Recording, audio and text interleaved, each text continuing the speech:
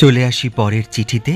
এবারের চিঠি লিখেছেন দেবীপ্রসাদ মণ্ডল, গ্রাম ও ডাকঘর কিয়ামাচা, জেলা পশ্চিম মেদিনীপুর থেকে।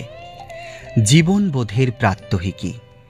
এই ক্ষুদ্র জীবনের অঙ্ক জুড়ে সর্বত্র যার অবস্থান, তিনি রবীন্দ্রনাথ। এমন কোনো অবস্থান নেই যেখানে তিনি নেই। পথ হারিয়েছি যতবার, ততবারই পথপ্রদর্শক হয়ে দেখা দিয়েছেন।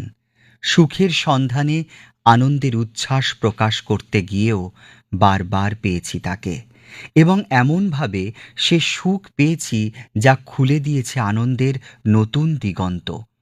সৃষ্টি সুখের উল্লাসে রবীন্দ্রনাথ দেখা দিয়েছেন সাহস আর শক্তি নিয়ে। এমনকি ভাবনাগুলো যখন কানা গলিতে ঘুরপাক খায়, ঠিক সেই মুহূর্তে গীতবিতান হয়ে ওঠে ভাবনার অক্সিজেন। আর সমস্ত আশা যখন মাথা ঠুকেছে এক দরজা থেকে আরেক দরজায়, সেই মুহূর্তেও কবির উজ্জীবনী মন্ত্র আশার আলো হয়ে জ্বলে উঠেছে নতুন করে। হারানোর মুহূর্তগুলো জীবনের সব থেকে বড় বেদনার বোধ হয়।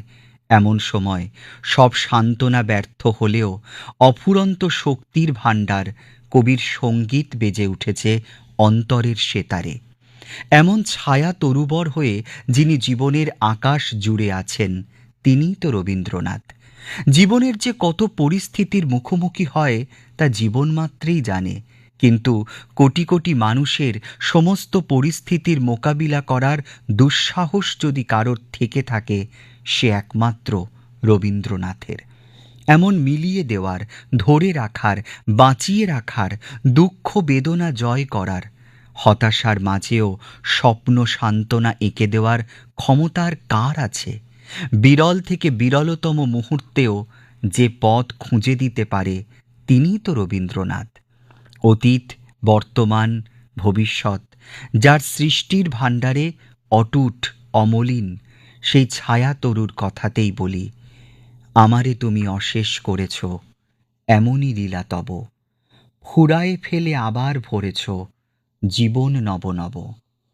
একথা জানিয়ে চিঠি শেষ করেছেন দেবীপ্রসাদ মণ্ডল, গ্রাম ও ডাকঘর কিয়ামাচা, জেলা পশ্চিম মেদিনীপুর থেকে।